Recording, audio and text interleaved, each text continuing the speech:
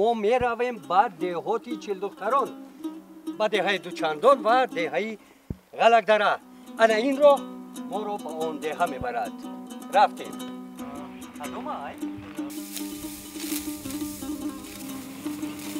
اچو مردک تو نیستای؟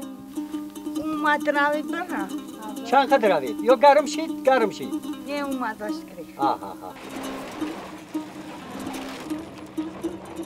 دوچندان چی معنی داره؟ دوچندان روز گپ کم ترک در بوره امی افتاد نمیتوان.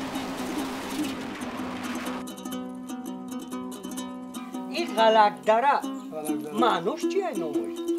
Vakitler Galagar'da. Gala bir sol zaten. چطور نمیرسونن خش تبار به همین قدر مغزی دورن همسایه ها؟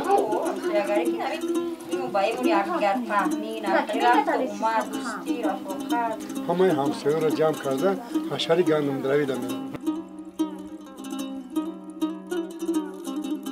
و نهایت ما رسیدیم به پایه کوهی معروفی چلدختران.